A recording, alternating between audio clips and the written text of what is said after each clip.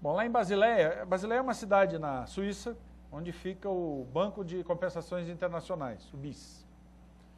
O que o BIS fez? Alguns países, os representantes de alguns países, acho que eram 11 ou 12, em 1988, se juntaram e resolveram estipular uma regra única sobre como calcular o capital dos bancos que operassem em cada um desses países. Como é que ia ser o sistema de supervisão em cada um desses países, de forma que garantisse que um banco operando aqui e operando no outro país fosse supervisionado da mesma forma. Por que isso precisou ser feito? Em 1986 tinha um banco chamado BCCI. A sede dele era em Luxemburgo, ele tinha grandes operações em Londres e o outro grandes operações em Nova York. Aí ele quebrou em Nova York. Quem que era responsável por olhar o banco como um todo? Luxemburgo? Banco da Inglaterra? Ou era o Fed lá nos Estados Unidos? Ninguém sabia. Quando o mercado assustou, o BCCI estava quebrado Mas como que ele quebrou? Ele estava operando bem aqui na Inglaterra e lá em Luxemburgo ele também está bem. Ele só quebrou aqui nos Estados Unidos. Não, mas se ele quebrou nos Estados Unidos, ele vai quebrar nas outras também, porque o banco depende da reputação dele. Se ele quebrou num lugar, ele vai quebrar em todo o resto, com certeza. Então não havia como segurar. Então essa indefinição de quem é o supervisor responsável por cada uma das instituições. Quem é? Então tudo isso passou a ser,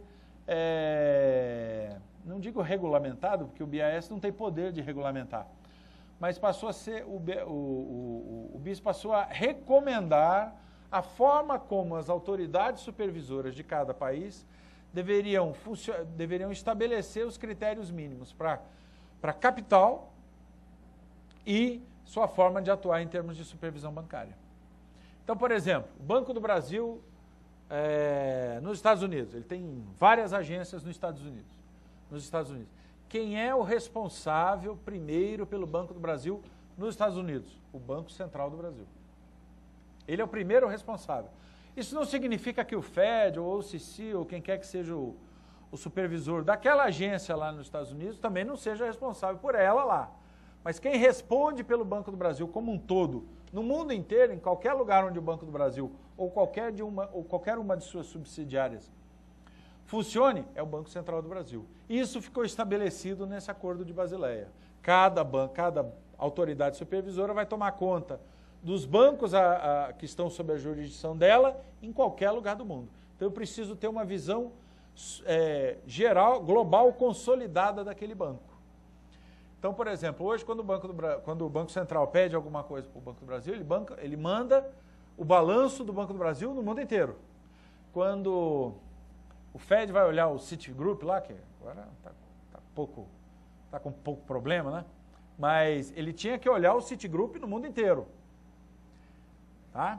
Então essa é que é a função. É claro que quando o Banco do Brasil está operando nos Estados Unidos, e se tiver alguma dúvida sobre a forma dele estar operando, sobre a forma pela qual ele está operando lá, o Fed ou quem quer que seja o supervisor lá pode entrar em contato com o Banco Central para saber, olha, aconteceu um negócio aqui. Já aconteceu de banco estrangeiro operando aqui no Brasil, ter feito uma operação estranha qualquer e a gente acionou o supervisor.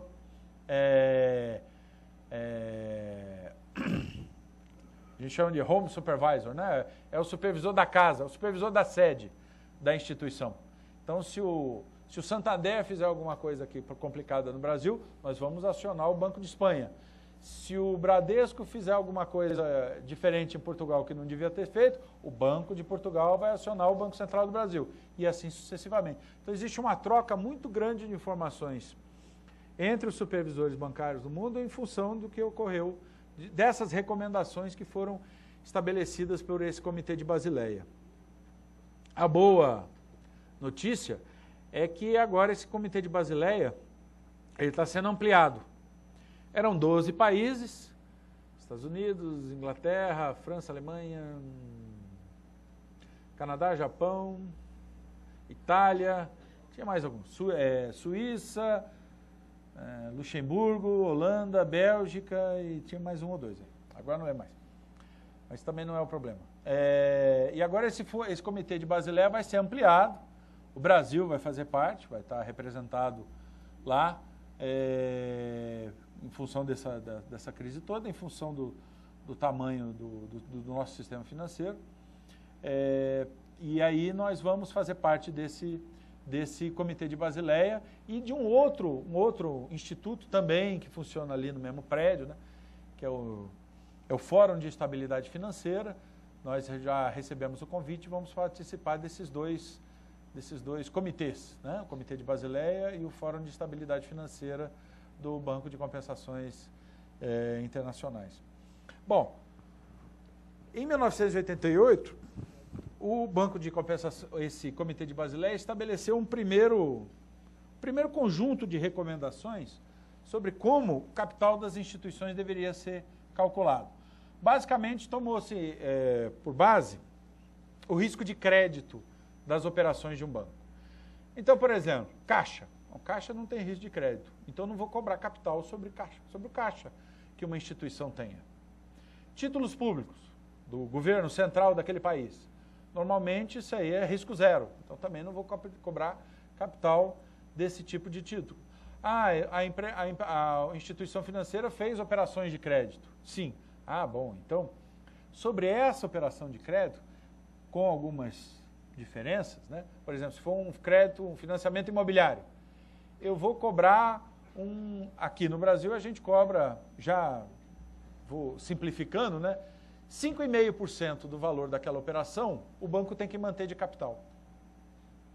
Uma operação de crédito normal, um consignado, um financiamento de veículos, para cada R$100 emprestado, o banco tem que ter 11 de capital. E aí o que é capital? Aí vem a regrinha, tem o capital nível 1, capital nível 2, o que é reconhecido como capital nível 2? O dinheiro efetivamente investido pelos acionistas, mais as reservas, e aí tem as regrinhas para aceitar o que é capital nível 2, dívida subordinada, instrumentos híbridos de capital e dívida, e aí algumas outras, reserva de contingência, porque tem um valor ali que pode ser usado repentinamente para cobrir um determinado prejuízo, então não vou assumir. Então tem toda uma regra para se fazer o cálculo do capital de uma instituição financeira. A ideia também era proporcionar que um banco operando nos Estados Unidos não tivesse uma relação de favorecimento em relação a um banco operando na Inglaterra. Se um banco inglês tivesse uma exigência de capital menor do que um banco americano, ele seria um concorrente, vamos dizer assim, desleal para os americanos, né? Então, também foi uma forma de todos os bancos, todas as autoridades supervisoras manterem um nível equivalente de concorrência ao redor do mundo, não em função do capital. Aí veio o Basileia II, desde 1998, 99, esse acordo começou a ser rediscutido, né? Então, um novo conjunto de operações, de recomendações foi estipulado para se calcular o capital dos bancos. Então, foram feitos aprimoramentos em relação ao Basileia I, né? Por exemplo, agora eu posso levar em consideração aquilo que a gente chama de mitigadores de crédito, de risco de crédito. Como assim? Bom, eu fiz um empréstimo, mas esse meu cliente aqui deixou títulos públicos federais em garantia. Bom, eu posso tomar esse título público federal em garantia na hora que eu quiser, se ele vier a atrasar ou não pagar o empréstimo? Posso.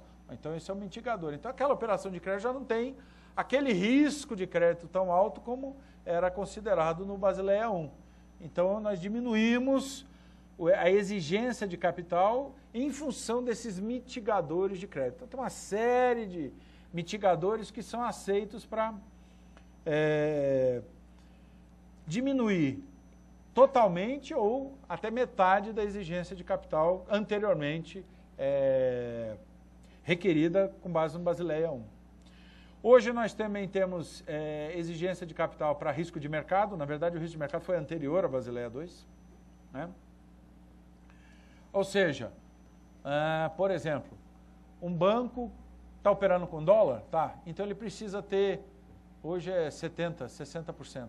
Está entre 60% e 70% do volume da sua exposição cambial, a risco cambial, de capital para poder operar. Então, ele tem 100 de exposição cambial, calculada lá no formato que o Banco Central determina. Se ele tem 100 de exposição cambial, ele tem que ter 60 de capital para poder manter essa exposição cambial. Esse é um dos tipos. Tem exposição para risco de taxa de juro pré-fixada, exposição para nível de índice de preços, para ações, para risco de preço de commodity, para taxa de...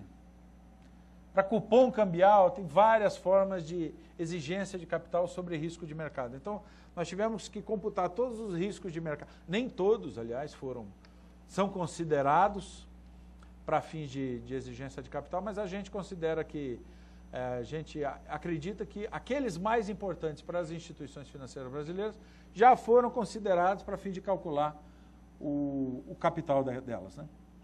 E o último aí, o risco operacional, essa é uma novidade agora, está saindo junto agora com as primeiras ideias de Basileia II, que é o seguinte, olha, um banco pode perder dinheiro não porque está sujeito a risco de mercado, ou porque pode perder porque a contraparte não vai pagar, mas pode perder porque alguém dentro do banco deu uma ordem errada na hora de fazer uma liquidação de uma operação. Por exemplo, isso nós já tivemos um caso. Em vez de... Está lá o operador, eu vou fazer... o senhor quer fazer uma transferência aqui para o banco X? Tá. Quanto é? 1 milhão. Tá bom. Aí o sujeito digita errado e 100 milhões. Depois que o dinheiro saiu do banco, ele não volta mais. O outro lá que recebeu, se quiser pode devolver os 99, mas se não quiser, a operação foi fechada, foi bem fechada, acabou. Se alguém passar uma ordem de pagamento ou de recebimento, estiver gravado lá no...